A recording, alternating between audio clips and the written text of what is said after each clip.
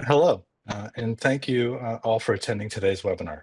My name is Peter Carlton, and I'm the director of the CAS Future Leaders Program.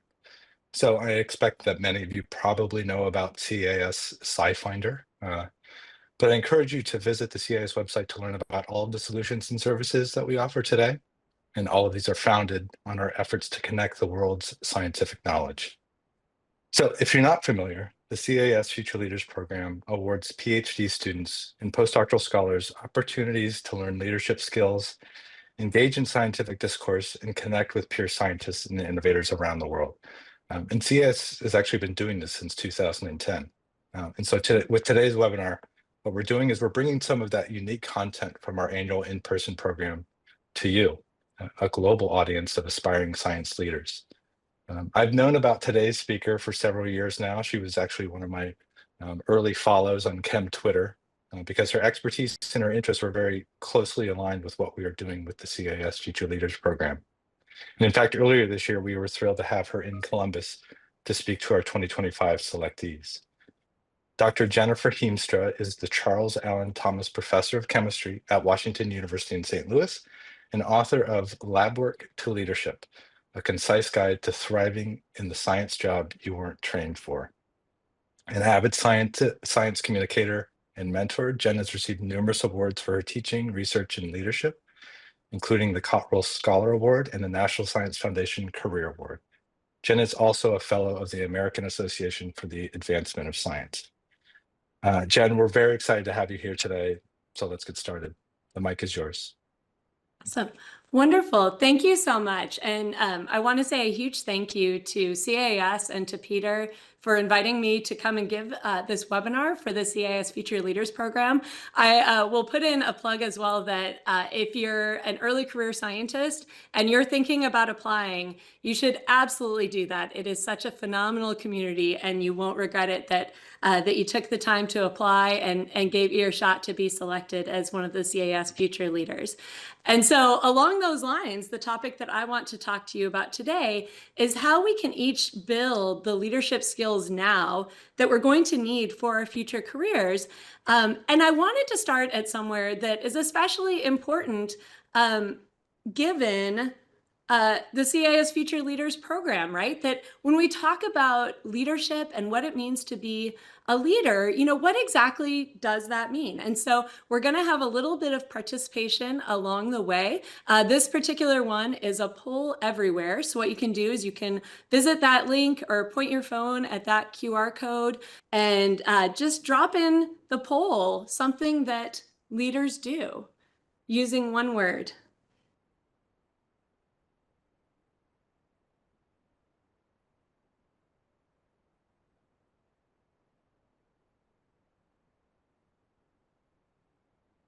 Oh, those are great answers. Mentor, advocate, motivate, listen and support, communicate, care, so important. Inspire, defend. Fantastic.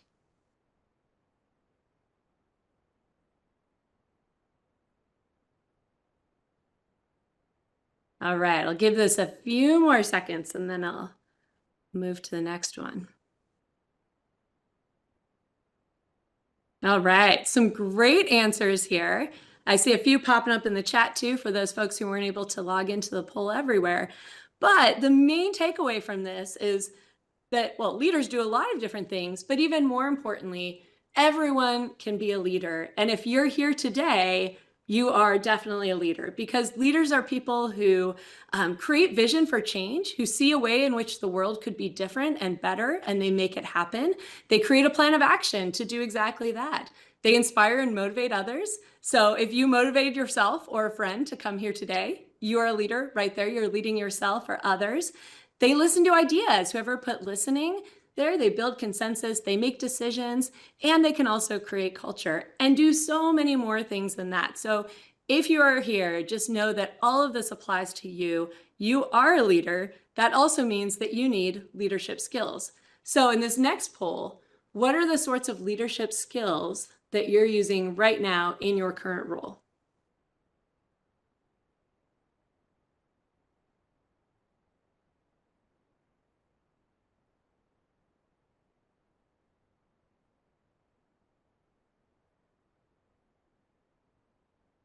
Oh, yeah. Talking, feedback, selflessness, research, communication, listening. Oh, a lot of really good ones. Yeah, and I see a few in the chat as well. Project management, research, advocating. Love it. Oh my goodness, too many to even count. That's amazing. All the skills. I once did this and someone wrote all the skills, and I really appreciated that. Teaching, foresight, motivation. Oh, so good. Okay, so now thinking about whatever you wrote down or whatever you thought about, now we'll come back here and you can use the chat if you haven't already. And you can still enter to win the book. We'll be choosing winners at random from everyone who dropped something in the chat. But thinking about that leadership skill, if you haven't yet, just really quickly write down, how did you learn that skill?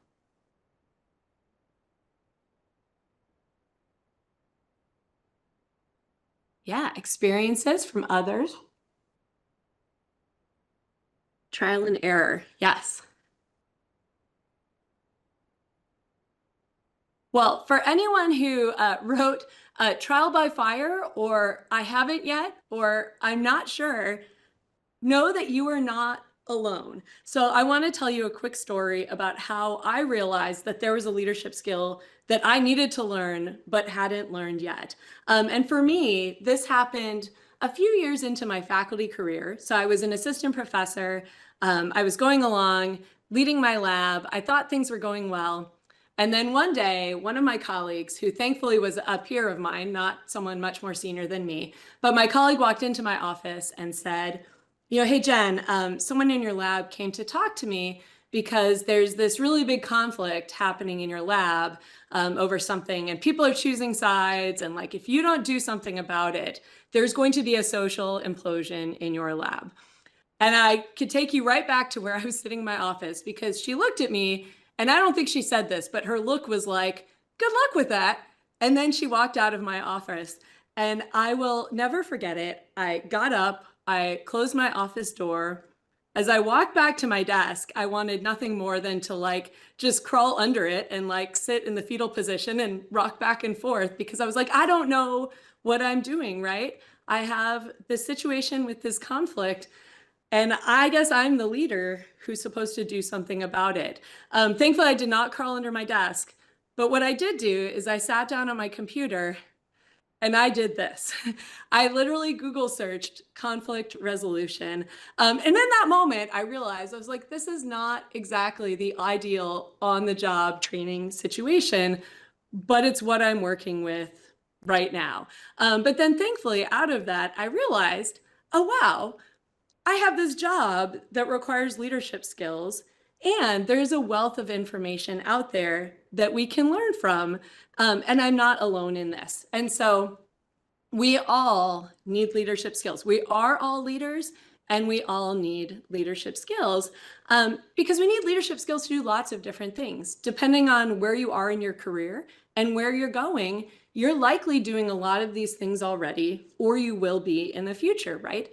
The leadership skills we need encompass setting goals for ourselves as well as others, keeping ourselves organized, managing our time and our calendar, staying motivated to do all of those things that are on our calendar, creating a vision, maximizing the impact of the work you do, knowing how to communicate to do that clearly and with empathy when needed, and like my story, managing these difficult situations or things like difficult feedback. But there's this huge challenge in science, right? We get trained to go into the lab and run reactions and run experiments, and we don't necessarily receive the same training in leadership skills. And that's what really inspired me to write this book, because I had this experience of thinking, oh, wow, I have this job that I wasn't prepared for, and maybe I'm not alone in that.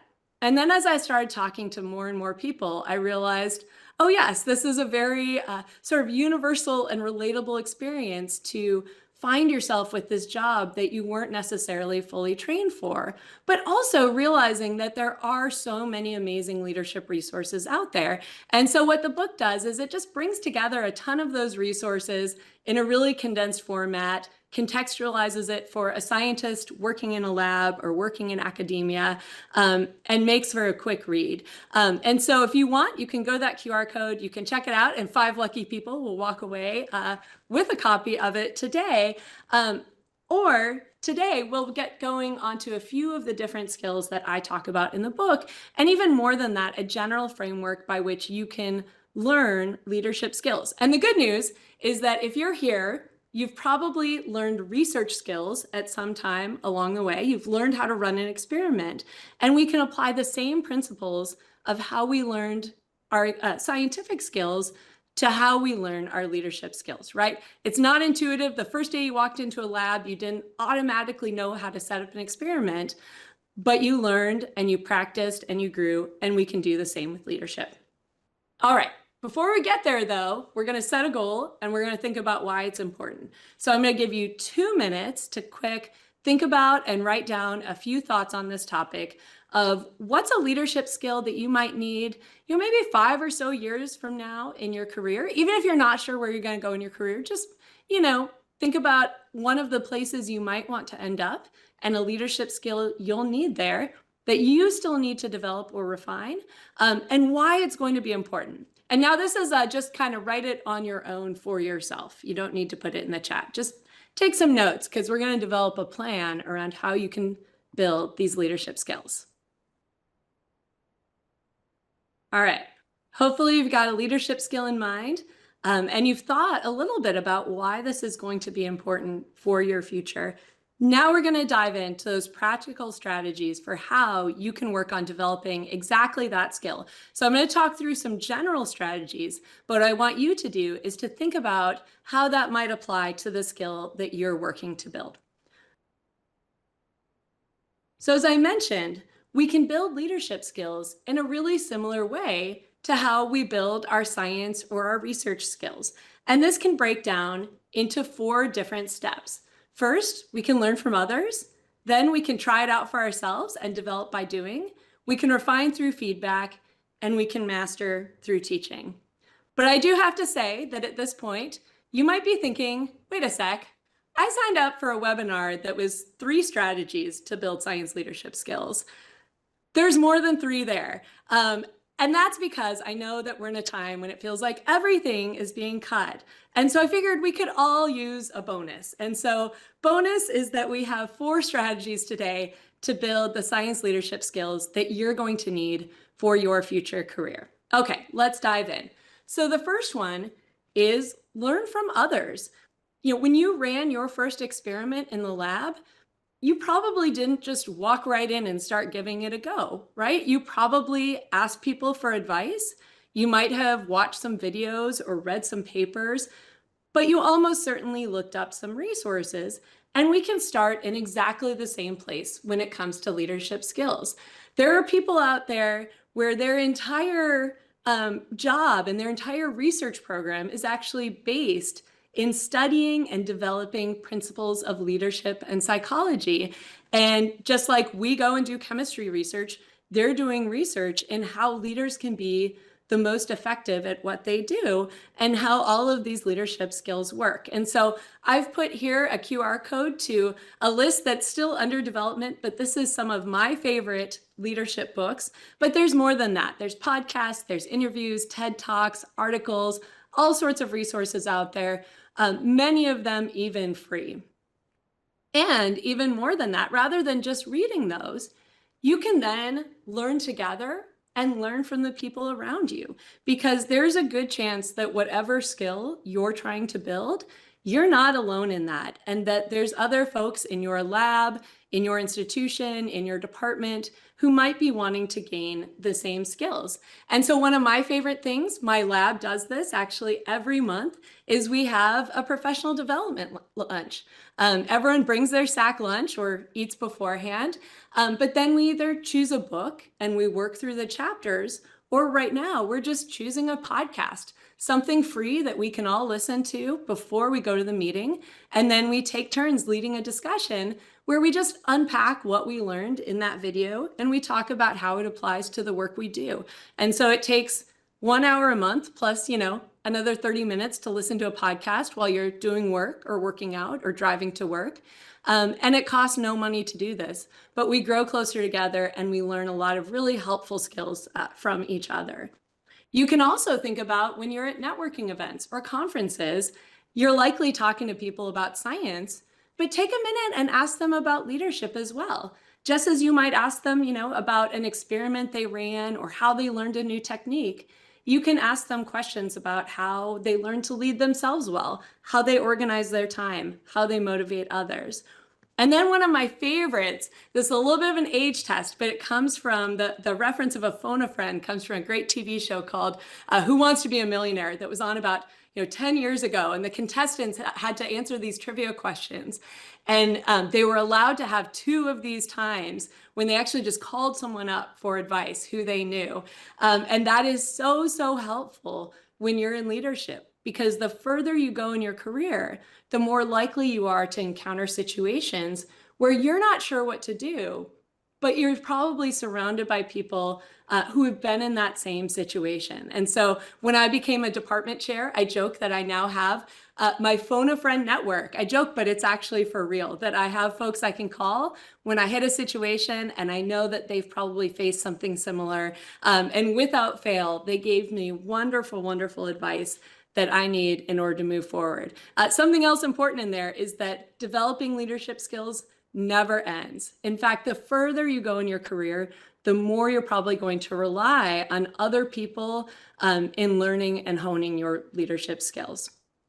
All right, second is develop by doing, right? Just as with research, you can read about running a reaction all you want, but you're not going to learn it until you get into the lab and actually do it.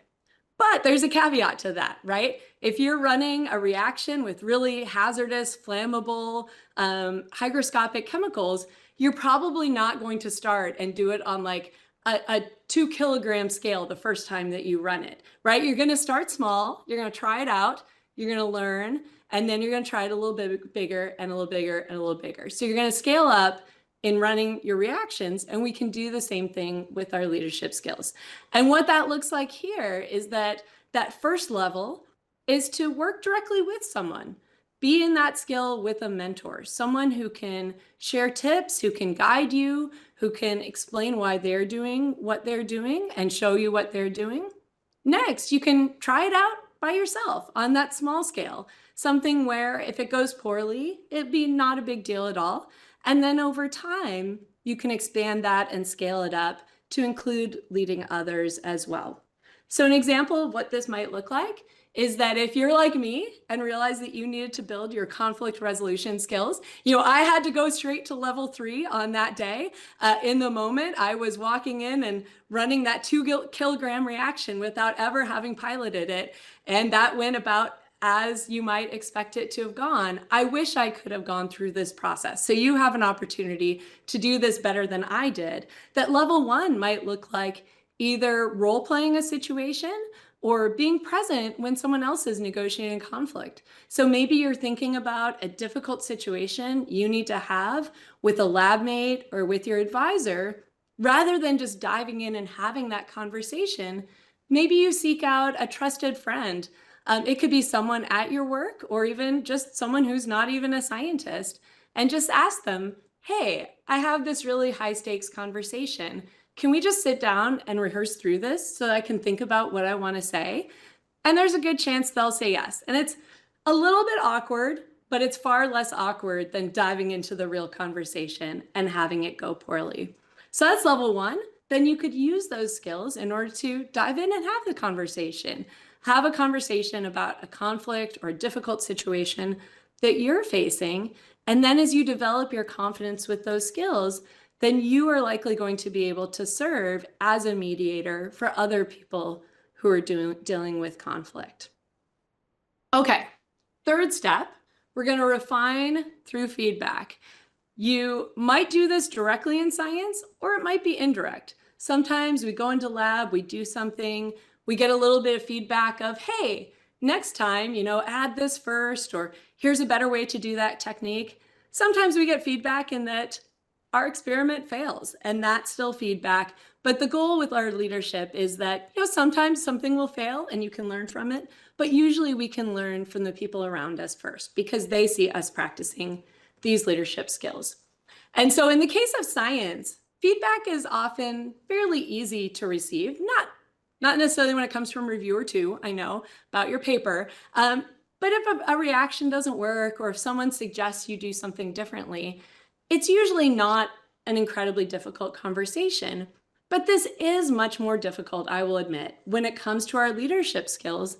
And that's for the reasons I've put here, that when it comes to our leadership skills, the feedback we receive, it might touch on something that's part of our self-identity. I don't know about you, but my ability to like crystallize solids isn't really part of my self-identity, but my ability to manage my own time or navigate conflict well is something that hits really close to home. It can undermine our sense of self-efficacy. Maybe we thought we were doing really well in that leadership skill. We were a great communicator until someone comes along and tells us that it wasn't quite what they expected. Sometimes, this is a really challenging one, the feedback you get might be coming from someone where you've seen them practice that leadership skill and you think, why would I listen to feedback from you on that? Even though they likely have something very valuable to say. And the last one is sometimes when you get feedback, you know that there's something you need to do better, but it's going to take some time, or you're going to have to really invest. You're going to have to work to make that improvement. And so until someone tells you need to do that, you can just pretend like it's not there. But once someone gives you that feedback, you're much more compelled to make that change or address the issue.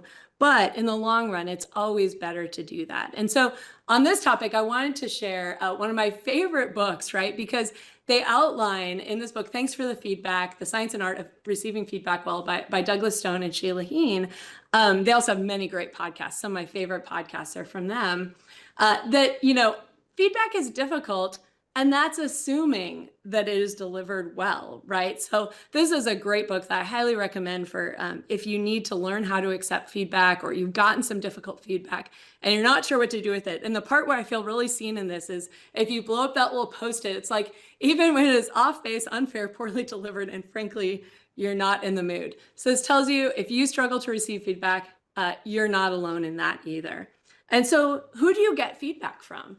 So there's a principle in leadership that's called a 360, and it's really exactly what it sounds like, that you are surrounded by people in different roles and who have different relationships with you. And this can include people who are your advisor, if you're a PhD student or a postdoc. If you're in industry, it could be your boss, your supervisor, your manager. Maybe you have multiple of those people. I have one. I'm a faculty member, but I report to a dean. So almost all of us have someone who is responsible for looking at our performance in our job. We also have peers and colleagues. And this isn't just your scientific peers and colleagues. This can be people can be your siblings, your friends. Sometimes it's your partner or your roommate. There's also coaches and other experts. These are people that you don't necessarily consider peers or someone who you report to or who you lead and mentor, but they have a really good view into your leadership. And then there's those people who you're leading and mentoring, which is probably more than you might think. If you work in a lab, it's almost certain that you are leading and mentoring other people, either formally or informally. So you can look around all of those different people and then think about the questions that you want to ask. These are some of my absolute favorite questions. If you want, feel free to take a photo of this or screenshot it. But the quality of the feedback you get will depend on the quality of the question that you ask. And so some of my favorites really lead people to give you high quality feedback, right? My goal is to find my next career move, be a great mentor to other people in the lab, to be an excellent safety officer in our department, to lead myself well and manage my time well. Give people a really specific idea of what you want to hear about.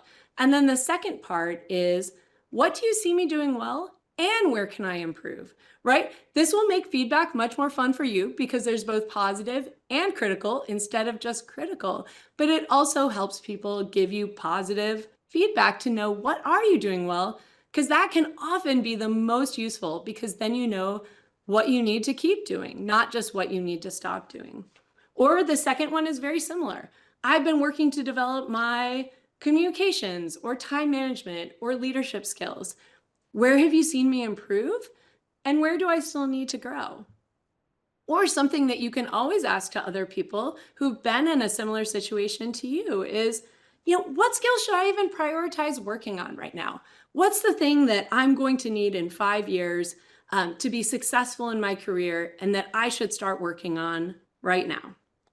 All right, so you've gotten through all these steps. You're still developing your leadership skill, but part of developing that skill can actually be to start teaching it to other people. And so in the education community, they have what's called the Bloom's taxonomy. And this goes through the levels in which we learn things. So at the very fundamental level, we start out by just kind of remembering facts and concepts. So in chemistry terms, this might be, the first time that you started learning about pKa values and memorizing some of those, or learning functional groups, or studying the periodic table. But then as we develop mastery in a topic, we start using these higher and higher order skills. And the same thing is true with leadership. And if you look at these different skill levels, the things that are at the very top are really the things that we do when we're taking a skill that we've learned and we're teaching it to others. We're synthesizing, we're analyzing, we're communicating it with others. And so even if you feel like you haven't mastered something yet, by teaching it, you are guaranteed to learn more. And you probably know more than you think. You can think about all of the things that you do in your life, how you manage your calendar, how you manage your to-do list, how you manage your email, how you organize experiments within a day, how you troubleshoot things that aren't working, how you plan and make strategic decisions. And even if you feel like you haven't mastered those, you can always choose a topic or ask people around you, your peers or those you lead, for suggestions. This could be someone you mentor in the lab or your other peers in the lab. And then you have the fun task of, one of my friends calls this excavating your knowledge, thinking about those things that you have just learned to do over time, but then thinking about, well, how did I learn that? What questions do I ask? What principles do I pull on when I practice that leadership skill? And so this is a little bit of work, but the extra bonus, and I say this from experience, is that when you teach that skill to someone else, you are likely to be the person who actually learns the most about that skill in the process. So it's worth it. Here's a few slides from presentations I've given to my own research lab. And the really fun ones are when students and postdocs in my lab give presentations on leadership skills to the entire group as well. All right. So that's been a lot of different ideas for how to develop your leadership skills. I want to give you a few minutes here to now reflect on that and make a plan, because you can spend the time here. If you walk away though and don't have anything that you do differently, no action item that goes on your calendar or no intentional thing that you put into practice, then you're not going to see your leadership skills grow in the way that you might have hoped. So our goal here is that everyone walks away with a plan and an action item and something that you can do to grow your leadership skills now. So we'll give you 3 minutes to, again, just on your own, in a notebook, on a note on your phone, just think about these questions and write down a few thoughts. All right. Hopefully you have some good thoughts on what you can do to develop that leadership skill, and most importantly, at least one, maybe multiple action items that you can put on your to-do list. Because even if it is something small, like you're going to listen to a podcast this afternoon on a skill that you're interested in, or you're going to reach out to a friend or an expert and ask for advice on something, or you're going to ask a peer for some feedback on something that you've been practicing. All of those little intentional actions add up to really, really big things. I actually tell my own lab this, that I'm in my mid-40s, and one of the simultaneously most encouraging and depressing things about being this age is that I've come to the realization that so much of our success and our happiness And all of the things that we want in life, achieving all of those goals just comes down to all of these little intentional actions and habits.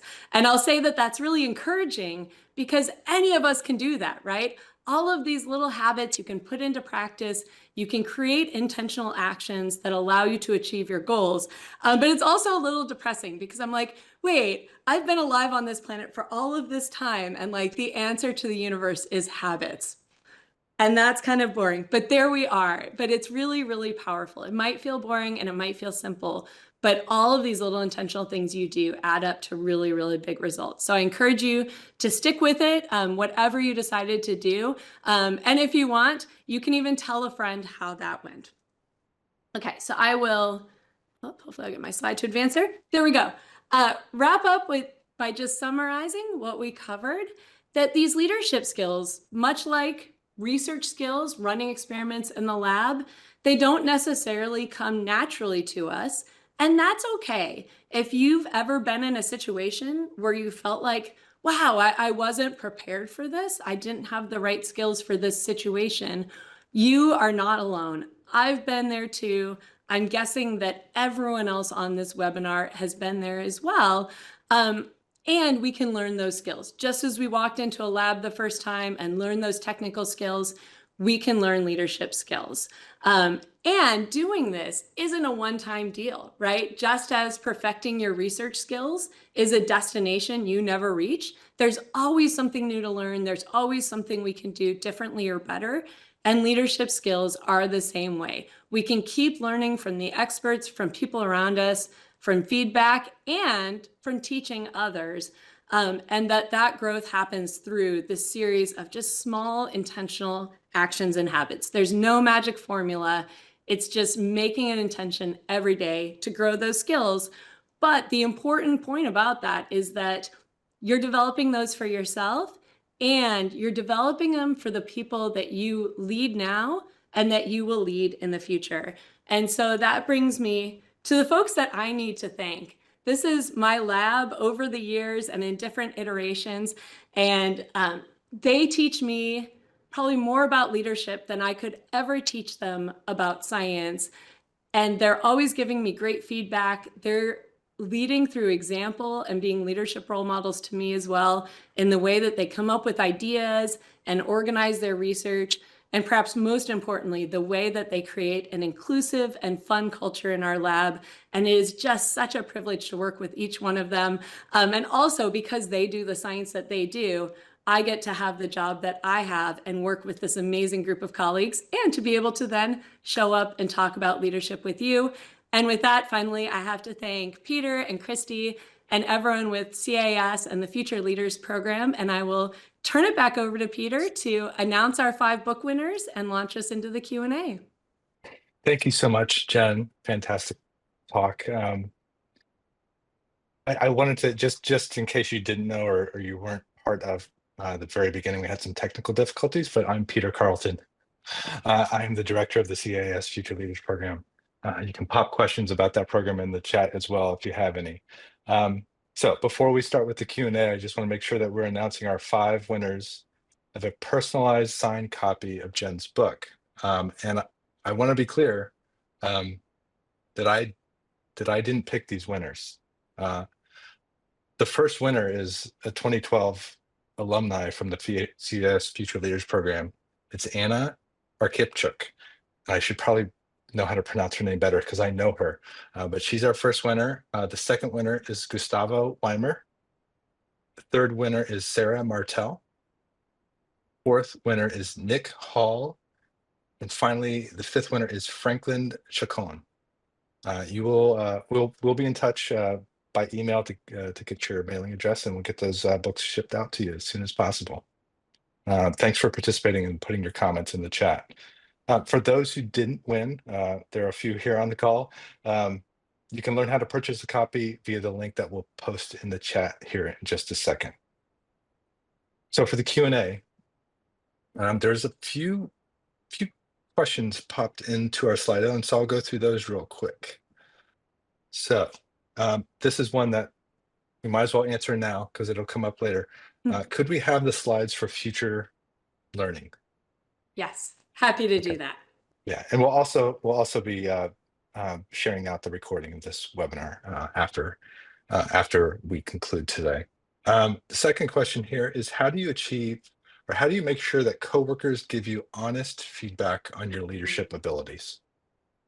Oh, that is a wonderful question. And one of the even words in there that I had someone teach me to use is in our group, instead of saying honest. So I'm not critiquing the person who wrote that, because I used to say that all the time too. But now I say candid, because that even kind of disarms people, that when you hear honest, you're like, oh no, I don't want to be dishonest. But if you say, give me candid feedback, there's not that same fear of like, right, am I going to be uncandid? That doesn't quite trigger us in the same way. But it's incredibly important. And the more you're in a leadership role, the more you have to work to get that candid feedback, right? That if you're in a situation where there's a power structure, and this could just be you're a graduate student in a lab and you're mentoring undergraduates, but you're likely going to contribute to their letter of recommendation in the future. Or you're a postdoc in a lab and you're assigning lab jobs. And so you're asking for feedback from a graduate student in the lab who, might fear that whatever they say will impact the jobs they get. We really have to work on building trust and psychological safety. And so a few things you can do to get there that I often do is I share feedback I've gotten in the past. I actually find the most strongly worded feedback I've ever received. And when we're launching into our lab feedback exercise, I share that, because I want people to see, wow, someone said that to Jen and she was okay with it. Because then that might help them feel more comfortable in giving me their candid feedback, right? If you give people this much space of psychological safety, you might get, this amount of candor in those situations. We also just make it safer.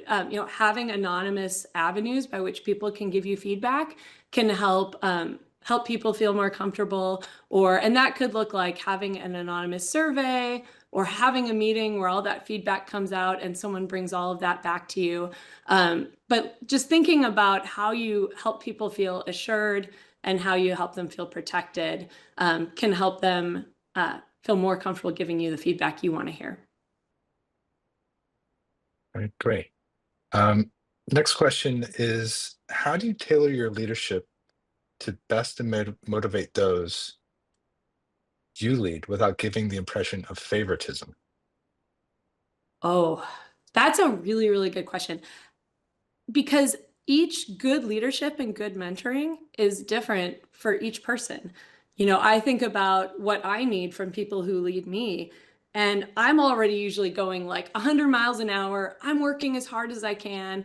And if someone, yeah, I like work as fast as I talk. And if someone shows up and is like, hey, I needed that yesterday and you're behind, I actually am like, I'm already pedal to the metal. And if you tell me it's not good enough, I'm like, I give up. I'm done. I'm going to go home and take a nap now. But then I work with people where that style doesn't work for them.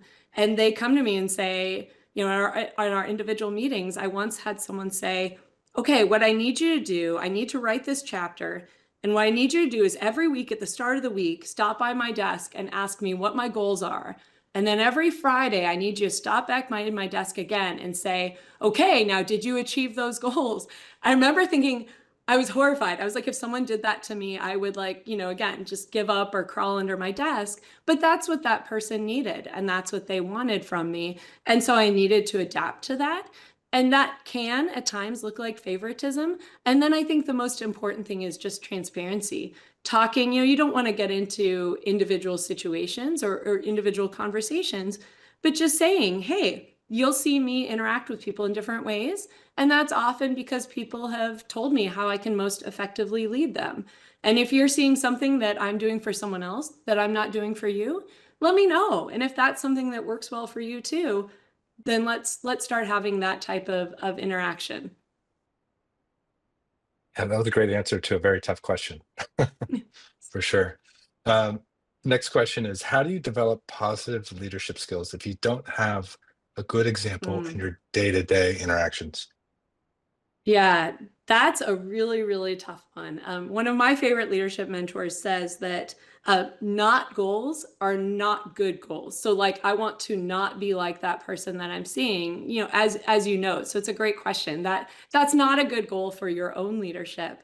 And so you might not see that in your direct day to day. Maybe the leaders who are around you are not the leaders who you want to be.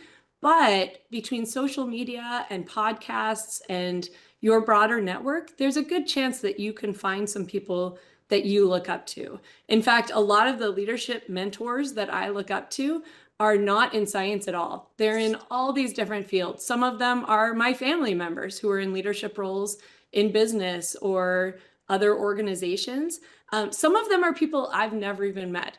There's people I listen to on podcasts and I just listen to all their stories and I listen to them talk about how they lead. And those are people that I want to be like, and I can benefit from that when I've never even met them. Yeah, I can see that. You kind of have to think a bit outside the box of what a traditional mentor looks like. Yeah. Um, so next question is, I struggle with having difficult conversations and often avoid conflict. What advice do Mm. you have you used or received when you have run into these types of conversations? Yeah, this has been a really tough one. That story hits really personally for me about my own foray into conflict resolution because I happen to be a very conflict averse person myself. And so I often will just watch a movie I don't want to watch or eat a meal I don't want to eat rather than say something and maybe cause conflict. So this has been a really, really difficult one for me to lean into in my own leadership. But over time, it really comes down to developing the skills and developing your confidence in those skills. So, a book that I have on my reading list is Crucial Conversations. That is an amazing resource for conflict resolution. There's also, well, thanks for the feedback about feedback. And Radical Candor is a really great book about giving feedback. And so, kind of between those three, I felt like I was able to get a lot of training in how to have those difficult conversations. And then over time, I found ways when I was starting to think like, oh, I want to say something, but I don't want to cause a conflict. And I would just lean in a little bit and say it anyways and see where it went. Or sometimes you're in a situation where you have no choice. You're in the middle of a conflict that involves you or people you work with, and you really have to deal with it. But the upshot I can say from someone who does not naturally do well at conflict resolution, as I've learned that skill, it is one of the most empowering skills I've ever learned because the ability to make your relationships personally or professionally better by being able to have those conversations is incredibly important. And even more so is that if you have the chance to mediate a conflict between other individuals and help them see each other's perspectives, or often it's just a misunderstanding and the whole conflict is because of a miscommunication, that can be a really, really fulfilling thing to do. So, not an intuitive skill set, but one you can build with lots of practice. Yeah, that one takes a little bit of bravery, I would say, and it's one that really resonates with me. As well as this next question is, how can I improve my skill to speak less and listen more? I think that a lot of people struggle with this one, to think about the answer and not the wording of the question while it's being asked. Yes, this is actually feedback that my group has given me over time is that I need to be a better listener rather than just thinking about the answer or thinking about what I want to say next. And two things that work for me really well, one comes from a lot of experts will say this, is to listen, not with the intent to respond, but with the intent to understand. And that sounds fuzzy. You're like, how do I make that actionable?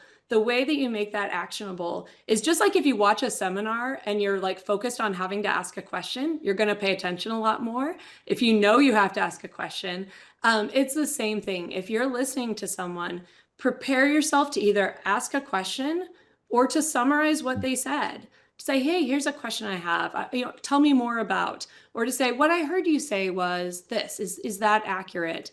Those things can train you to really focus on listening. And the other one for me personally that works really well is if I get a lot of the content out of the way before we're having the conversation. So when we have subgroup meetings or one-on-one meetings in our lab, people share their slides in advance or they share their agenda for the meeting in advance. So then I can do all of my thinking or most of my thinking in advance when I'm out, for a morning run.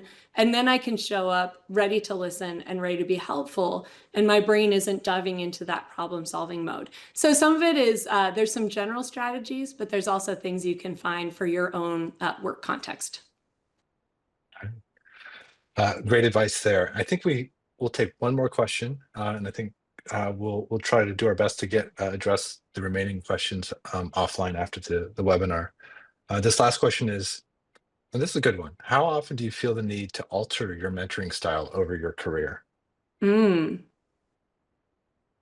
All the time. I love that question to end with because something about mentoring and leadership is that it's not this destination. It isn't like, oh, I was a mentee and now I've graduated and become a mentor.